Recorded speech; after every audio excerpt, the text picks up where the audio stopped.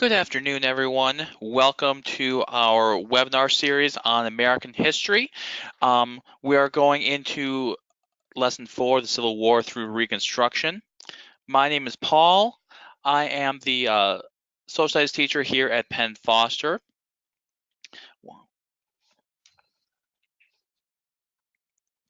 Going to kind of start off with just a quick introduction, as hopefully giving another minute or so for students to enter in. But I'd like to kind of start off with just letting you guys know how to get in contact with us. Myself, the rest of our educational team at Penn Foster, we want to be able to help you, especially when you are needing help with exams, needing help with some of the content. We want to be able to be here to help you. So first off, our phone number, 1-888-427-1000. We also have a lot of availability on our help and support page between searching for answers, sort of in the FAQs or frequently asked questions.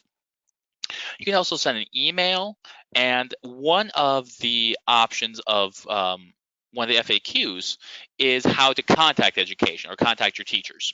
And one of the options is an appointment scheduler. And if you click on that link, you'll be able to get times that our different teachers are available based on subject area. So if you are working on American history, you're coming up with some questions, or you have some problems with some of the content, you can certainly set up an appointment through the help and support page on our scheduler, and you'll be able to select a time that I'll be able to give you a call. We also have live help and webinar schedules available, just like the one that you're attending today.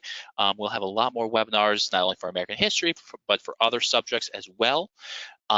Those are available on your program and courses page. There is a high school webinar link available on your program and courses page, I believe under the other resources box on your program and courses page. A lot of different help available. There's also a link to this appointment scheduler there. So by all means, again, use the resources that we have available, use the opportunities that we want to be able to give you, to be able to say, hey, we are here to help you. We are here to give you any assistance that you need in order to be successful. So again, please take advantage of those. As we get started, are there any sort of opening questions, any opening concerns that you guys have? By all means, just kind of type them into the question spot or the chat feature. Either of those will be great. The raising of hands, is not as helpful, just because I'm not sure what you're raising your hand for. So just kind of typing in your question. Even if I don't get to the question right away, I'll be more than happy to answer the question as at certain points throughout the webinar. So by all means, type in those questions as we go if you do have questions. So let's get ourselves started here. Oh, the last option in terms of resources, we do have a texting feature. If you text the word LEARN to 39033, you'll be able to get in contact again with our high school department during our regular business hours. Our business hours go from 9 a.m. to 6 p.m. Eastern time. So you'll certainly be able to use the text feature, the phone service, and also the appointment scheduler and email during those times. The couple of objectives I have for today's webinar: we'll go over the growth of slavery into the 1800s.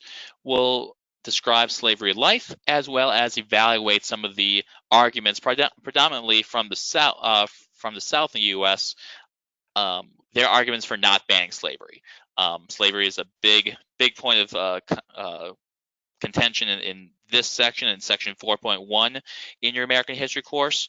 And just like in every case of a society wanting to keep certain aspects of their society, there's going to be arguments for and against keeping it. So those are our major topics.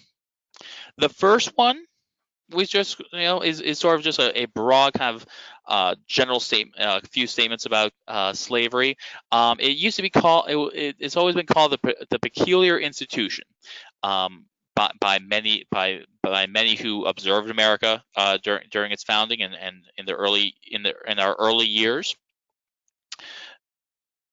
For a long time, slavery in America was everywhere between northern states, southern states.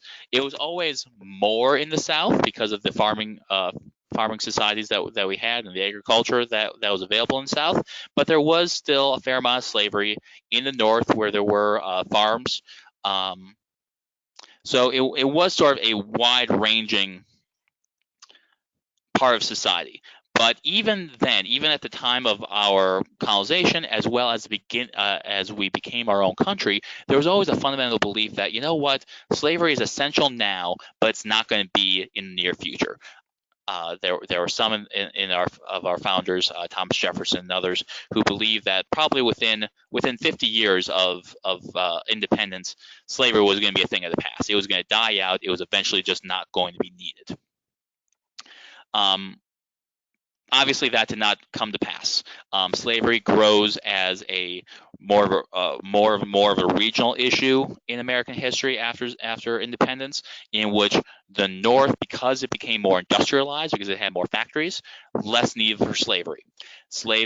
But slavery did grow in the South, where the agricultural economy really took off and grew substantially in the early 1800s.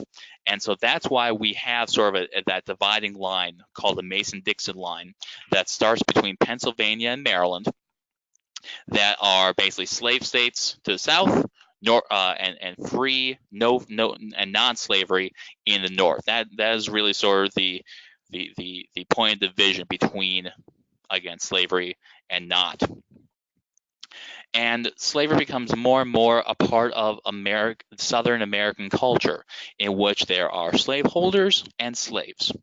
And plantation owning in particular became part of what Southerners believed is sort of their American dream, that the poor farmers that were called the yeoman farmers, those who had smaller plantations or smaller plots of land, or always traveling to different parts of the South in search of their American dream, of their Southern plantation.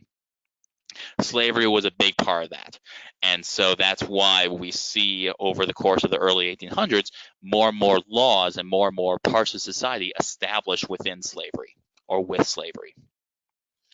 And the big part of why slavery not only stays in the U.S., doesn't die out like many of our founders believed, but grew substantially and became that part of Southern society, was the growth of the cotton industry. For most of the earliest of 1800s and before then, cotton was very expensive to produce.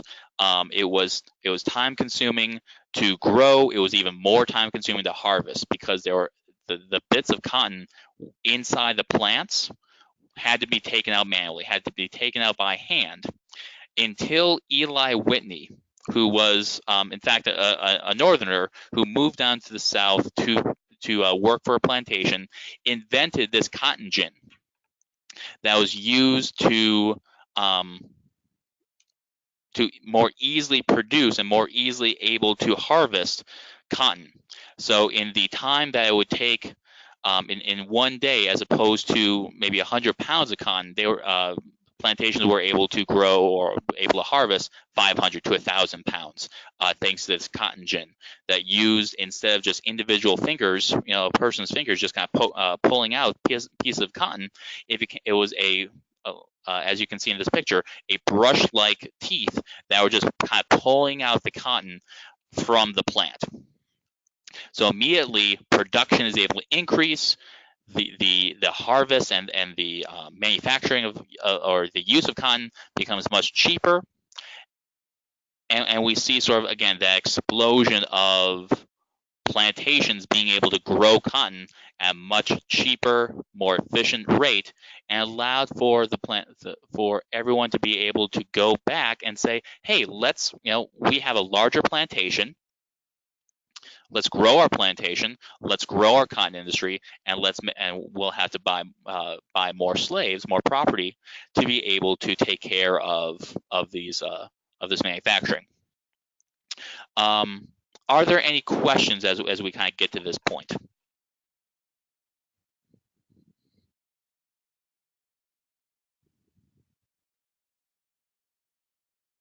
No questions at this point? Okay.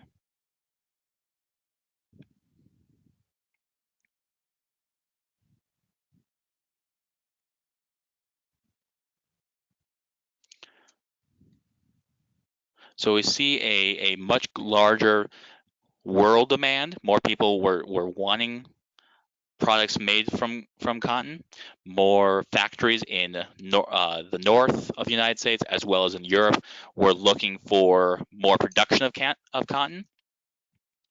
And so because of that, we see like I said, a much higher need for slaves in the South. And we begin to see much more of an acceptance of slavery. That at the time of our founding, founders like Thomas Jefferson, James Madison, Virginian plantation owners, they really saw slavery as a necessary evil. If you think back to your civics course, there was a big argument within the Constitutional Convention of saying, okay, what do we do about slavery?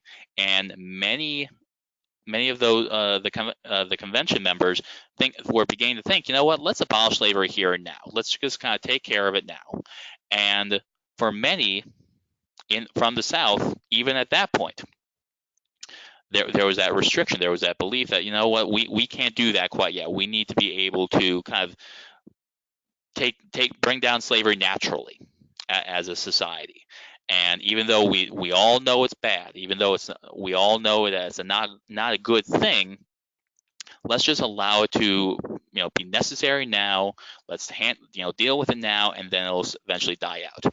This becomes sort of an old way of thinking, and the plantation owners of the 1830s and 40s are much more find it much more accepting, and become much more accepting within Southern society, and generally the Southern economy. The Southern economy now is becoming driven by this idea of slavery, and with it, racism. Every time we see in not just American society but world society, we see sort of an expansion or more of an acceptance of slavery. It comes along with a view of racism and a more acceptance of racism. When you all get into world history, one of the aspects that you'll read about early on in the course is how amazed European explorers were of the African continent, that the African empires of the time were incredibly advanced. And as those explorers become slaveholders, as they become wanting to take over parts of Africa, you start seeing a sort of a mind shift of, wow, these people have such a great civilization, and it turns into, wow, these are uncivilized people. We need to take care of them. We need to spread our religion, spread our society, spread our culture. And the same thing happens with slavery in the United States. We can't allow Africans to be free. We can't allow them to not be slaves. We have to keep them here. We have to keep them on our plantations because they are property and they just can't do anything else. So that becomes part and parcel with the expansion and the acceptance of slavery, is the acceptance of racism within not only the South but also the North as well. And that brings us to our first poll question.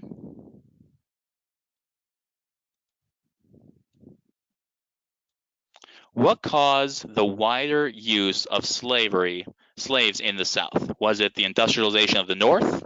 Was it the invention of the cotton gin? Or was it the wider sort of racist view of the South? What caused the wider use of slavery in the South? At this time, you can please post your answer. And then if you also have other questions, you can certainly type them into the question bar.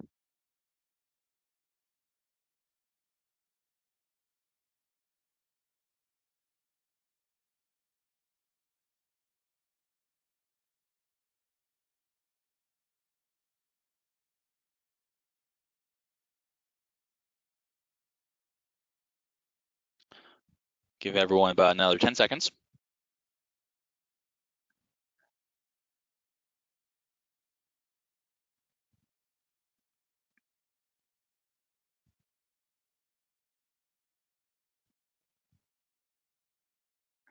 Okay, thank you. So the majority of you thinking it was the invention of the cotton gin, which is absolutely correct. So the racism was certainly a part of it, and it kind of comes along with the expansion of slavery. But what really drove the wider use of slavery was the cotton gin, the demand for cotton within the United States and within particularly the agricultural South. So very nice job.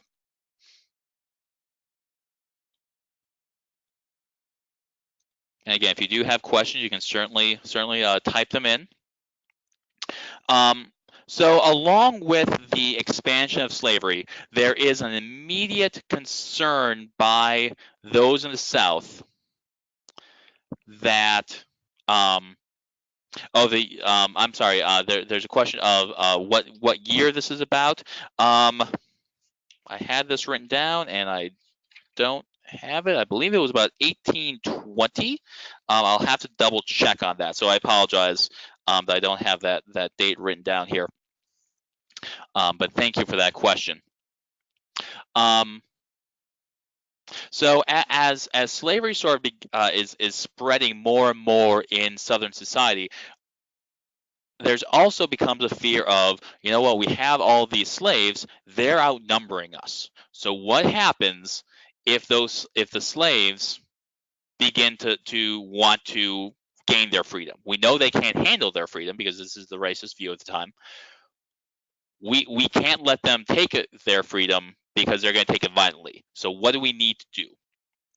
So that's why they set up the the life of slaves are really meant to keep them at a certain bay, at a certain amount of bay, at a certain amount of limit in their abilities to revolt or their ability to organize.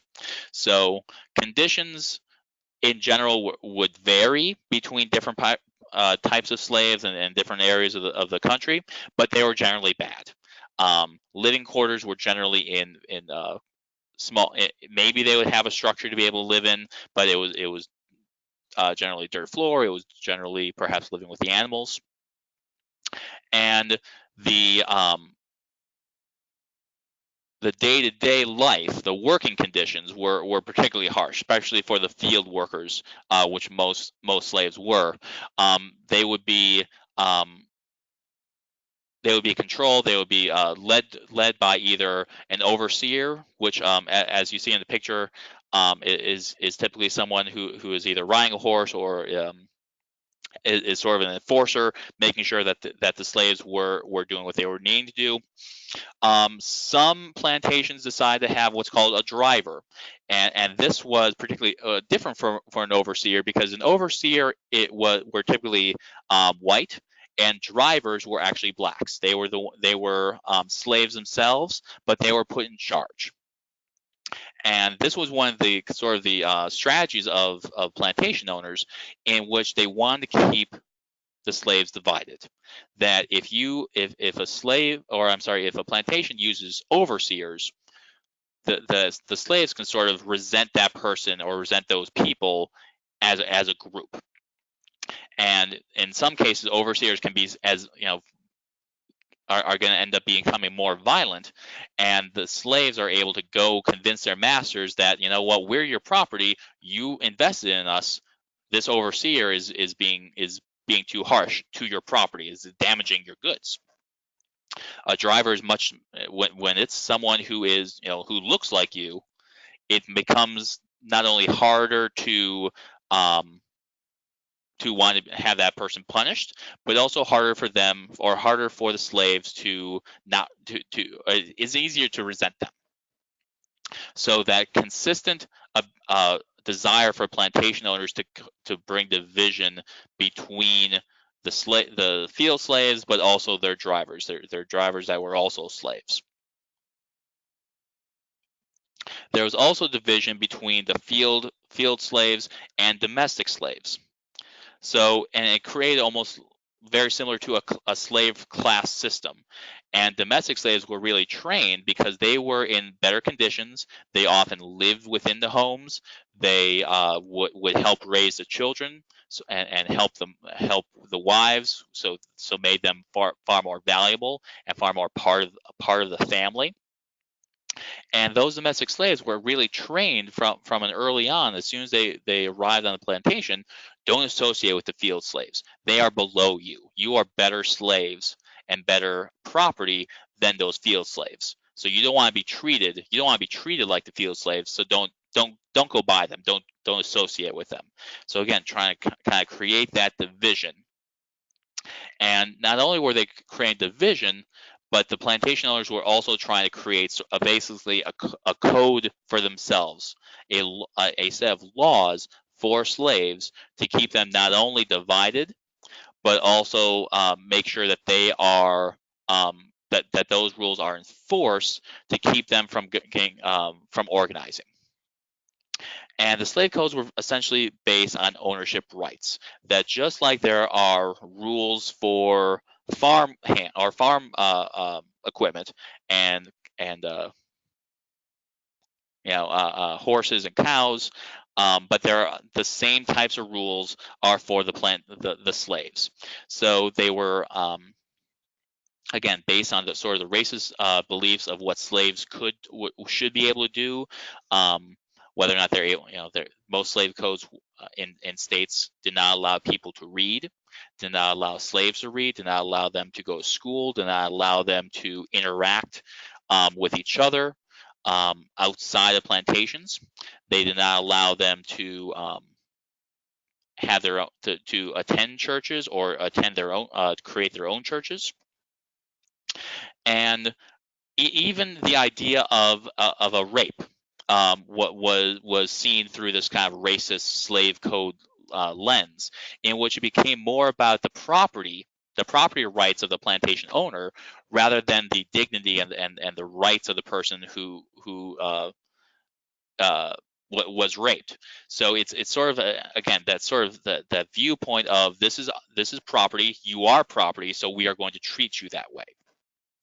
Again, making it very hard for the slaves to be able to do anything but be farmhands, to be anything but part of the Southern society of slavery. This brings us to our next poll question. What was the purpose of the slave codes? Was it to provide rights to slaves, to keep slaves in line with rules, or to provide limits of what slave owners can do? What is the purpose of these slave codes?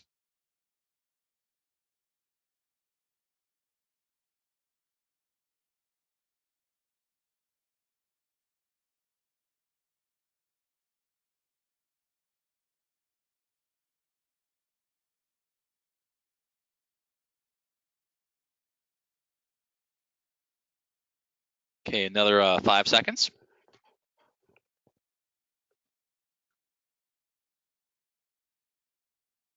Okay, thank you.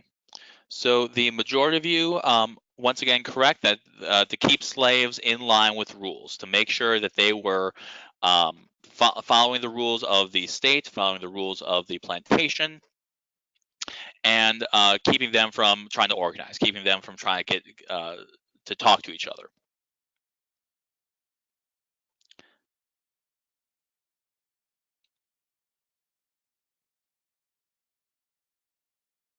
And again, if you guys do have questions, continue to be able to type in those questions. I'll do my best to answer them.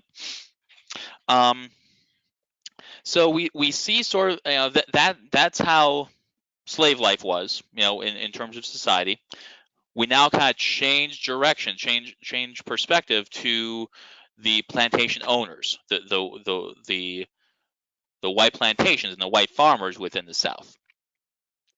And society is Southern society from the colonial times was sort of based on what the best cash crop was. So for a long time, it was the state in the state of Virginia, it was tobacco.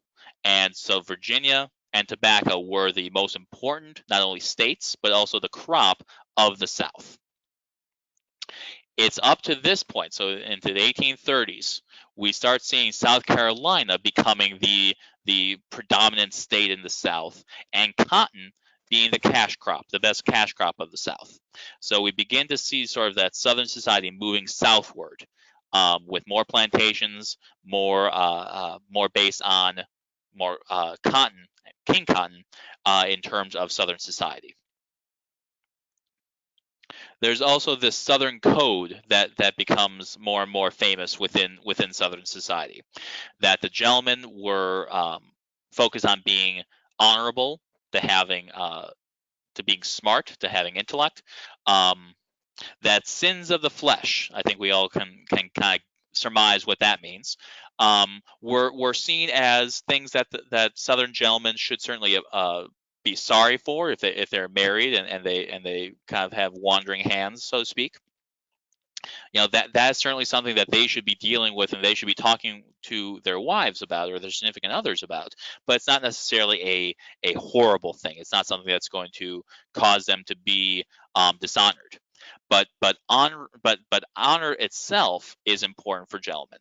So if there is a dispute between families, if there is a dispute over a plantation, or something of that nature, the honorable thing to do for a Southern gentleman was to challenge to a duel, as we see in this picture. So the death by honor was considered uh, the highest calling of a Southern gentleman. That you are going to risk your life to defend the honor of not only you but your family. Women, honor was again very, very important. Women sort of in the old adage that they should be seen, not heard. So quiet but honorable, but also being proper hosts. So on their plantations, in their farmhouses, that women are to be concerned with the household itself, to making sure that everything is working smoothly, and that they are prepared to host family or friends, as it is necessary. And they also, in general, the Southern code, the Southern belief system was about service and about military and about the army, and that part of that is, um, again, sort of thinking about the code, thinking about and worrying about the slaves, making sure that the gentlemen of Southern society were also military gentlemen, that they could organize very quickly as a armed force against any slave aggression. But also thinking about the fact that Southern gentlemen were meant to be honorable, meant to be intellectual. The colleges at the time, most of them private, were going to be expensive. And as Southern society becomes more and more agricultural, and even though there are a number of plantations, the majority of Southern agriculture is by those yeoman farmers, those smaller farms. Many of those families could not afford the private elite colleges. So instead of those colleges, they would instead send their children, send their men, to military schools. The West Point, the West Point for the Army, predominantly, what was seen as the most honorable place where Southern boys could go to school. And so, skipping ahead to the Civil War, one of the reasons why the South has such immediate success against the North is because of the high number of West Point graduates that led the Southern military, and among them Robert E. Lee, Jackson, or Stonewall Jackson. They were the elites at West Point. So having them in charge of the Confederate Army certainly allowed them to be successful early on in the Civil War. And so this kind of comes to the point of why that happens.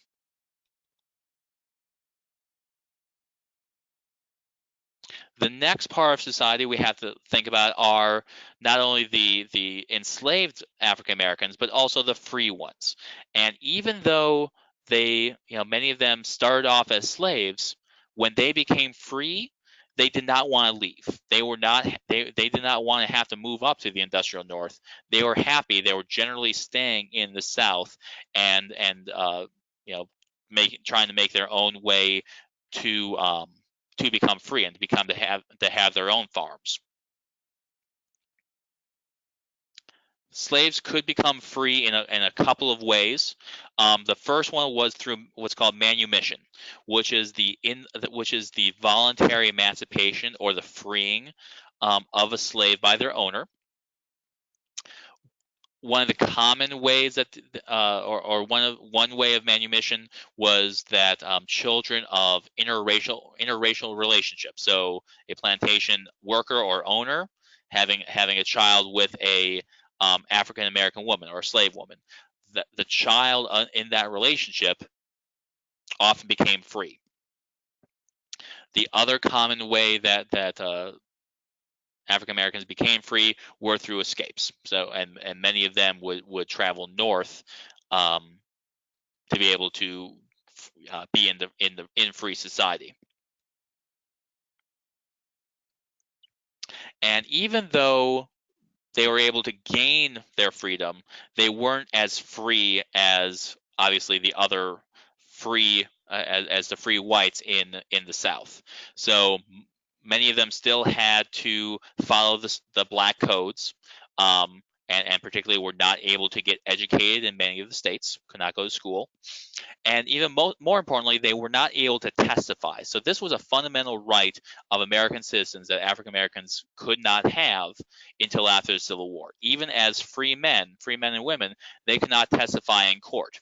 And that was the most significant problem when it came to free African Americans being accused of having been escapees.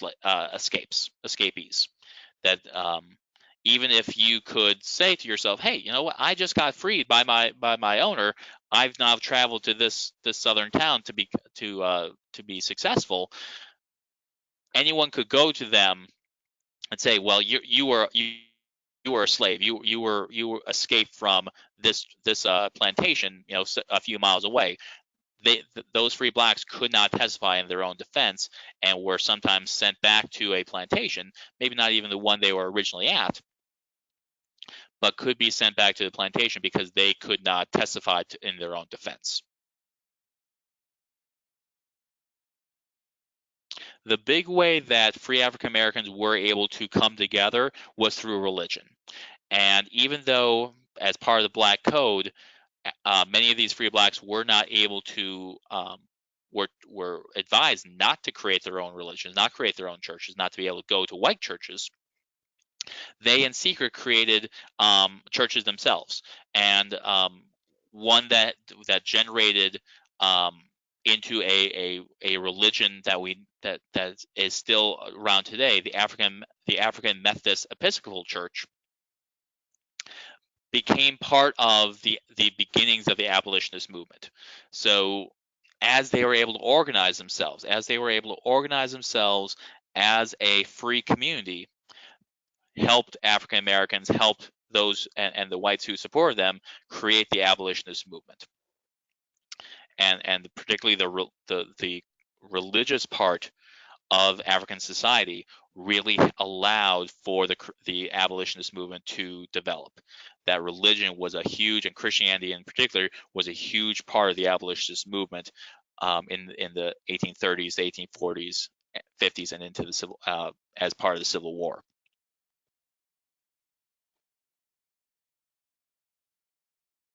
Any questions as we kind of move beyond the lives of different groups within the South?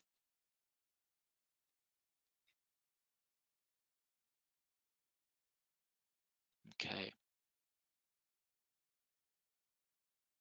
So as I had mentioned before, part of the fear, one of the nervousness of the white plantation owners were the ideas of slave revolts. And that's why they established the codes, the black codes. That's why they established some of the other parts of Southern society, was based on this general fear. I'm sorry. So question: what was the year of the abolitionist movement? There's not a specific year, but it certainly grew within starting in the 1820s, and became more and more part of Northern society in the 1830s and 40s. And we see throughout the first half of the 1800s, different political parties sort of took on the mantle of the abolitionist movement. The most successful, obviously, being the Republican Party, that was formed in the 1850s, and were able to bring together all the abolitionist movements into their one political party.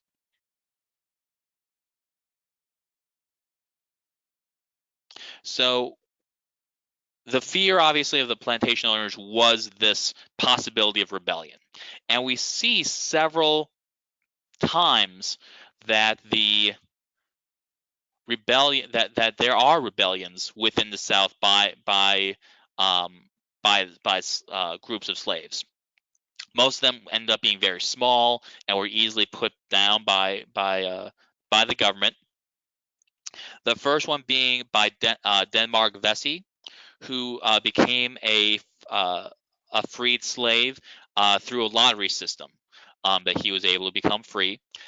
He became educated and a successful artisan, and then began planning his own revolt. He was always obviously very offended by slavery and hated slavery.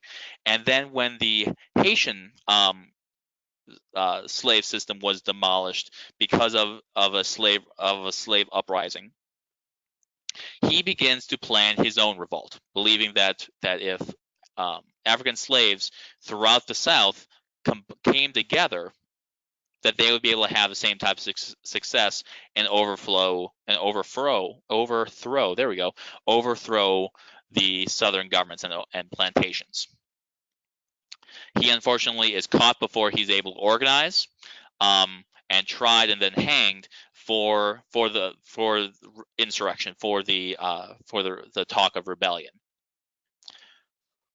The more successful was the slave revolt by Nat Turner, who believed he had religious visions uh, that foresaw his starting this revolution, or starting this revolt. He was able to gather weapons within armories around the South, and supporters killed about 75 whites throughout the South, before, unfortunately, he is also tried and then hanged after being captured, which led to even more tightening of controls by white owners.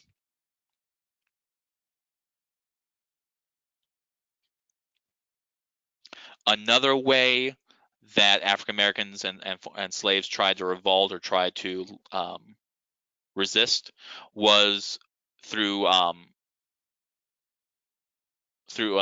situations like the Underground Railroad, in which former slaves had escaped into the North, were now organizing themselves to be able to help lead slaves who escaped themselves to be able to go through a sort of a series of stops across the South to get into the North.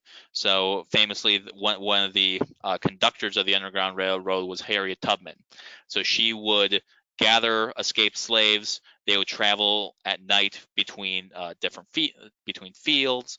They would stay overnight, or they would stay during the day at abolitionist homes. So they would be able to stay out of sight during the day, be able to travel at night, and get eventually into the North, and usually into Canada as their ultimate destination, to be able to not to be able to escape slavery. Many slave groups also sort of tried organizing disobedience and slower work. as a way of, again, resisting. Even though they were still slaves, even though they were still on plantation, some were able to be successful in just being disobedient to their owners, and also having, generally slowing down their work as a way of resisting.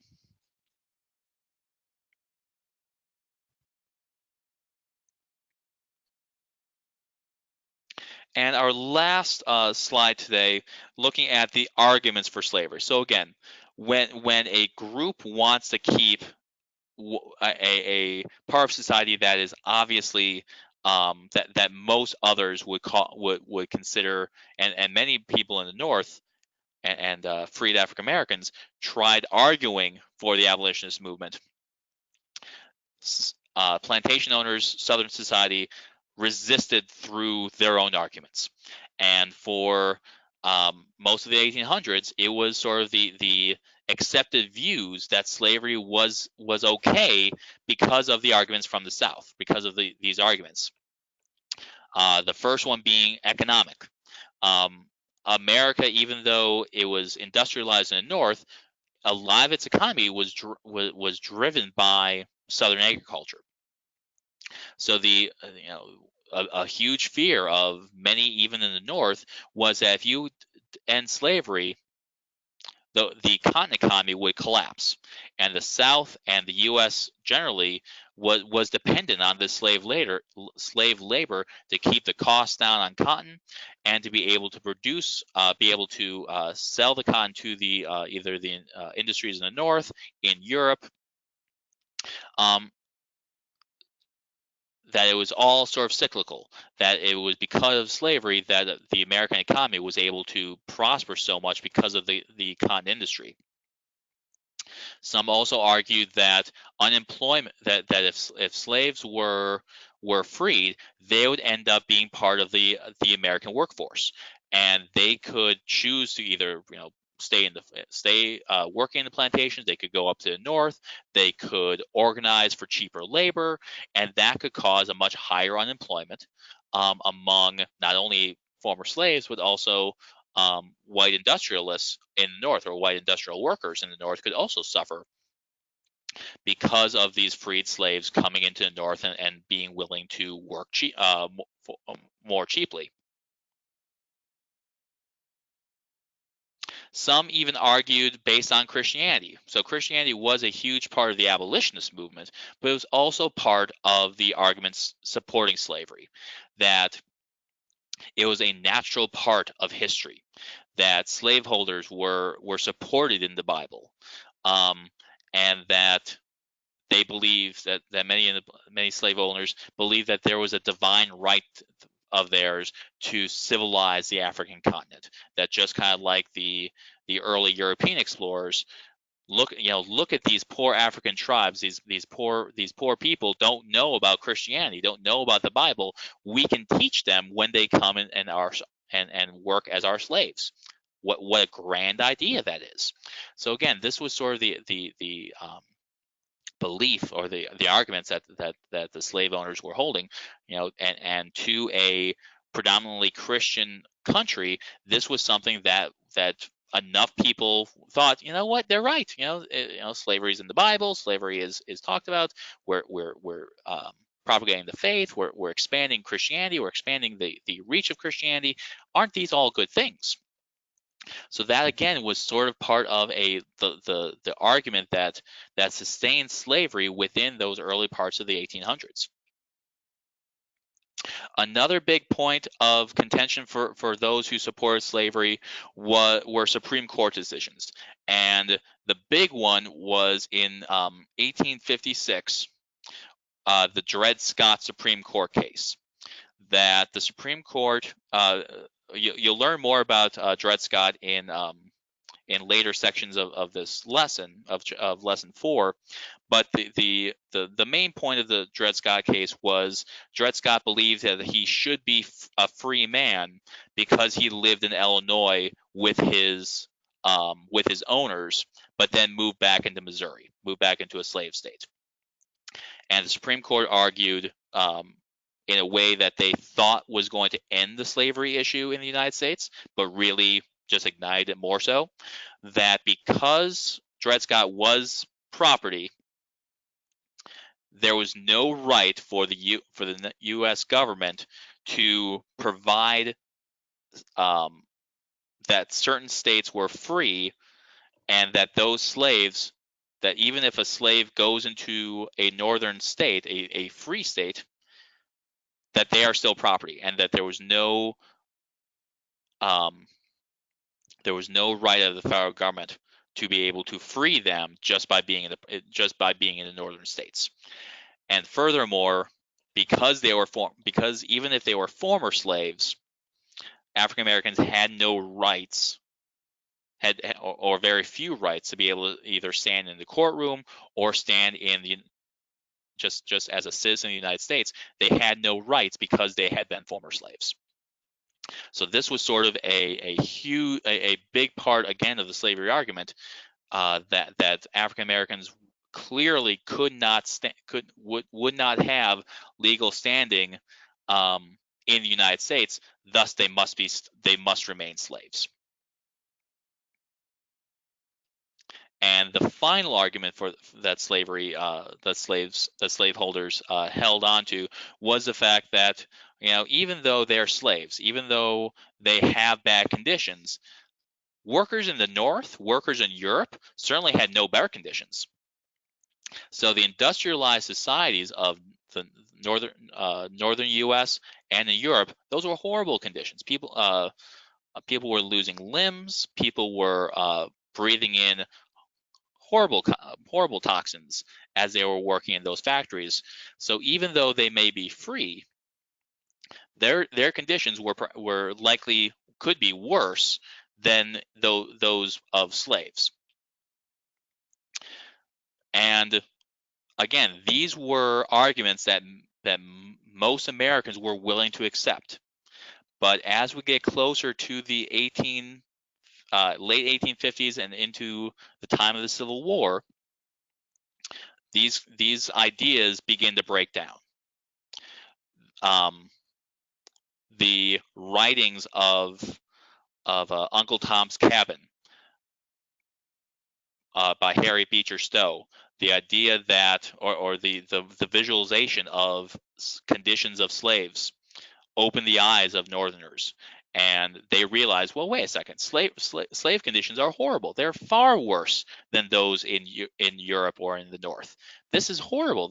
These are horrible conditions. The arguments of Abraham Lincoln and Republicans in 1856 and up to 1860 viciously attacked the Dred Scott decision, that the Supreme Court was wrong. The Supreme Court had no were they attacked each argument that the Supreme Court made in their decisions in the Dred Scott.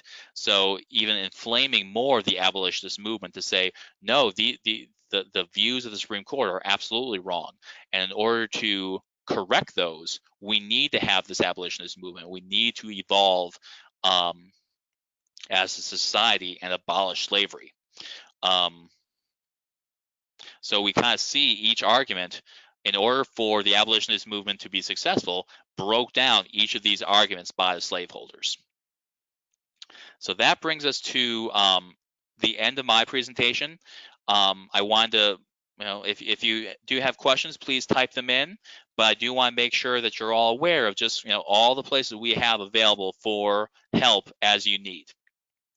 The help and support page has our appointment scheduler, our chat, and our email services.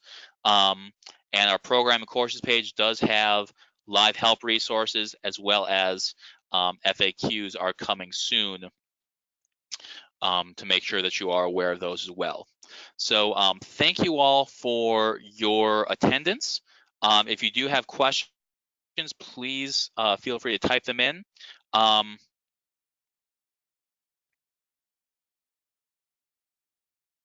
I appreciate you all of your attention. Someone came in a little bit late, so I'll just kind of skip back to the earlier page. But if you do have other questions, please feel free to type them in.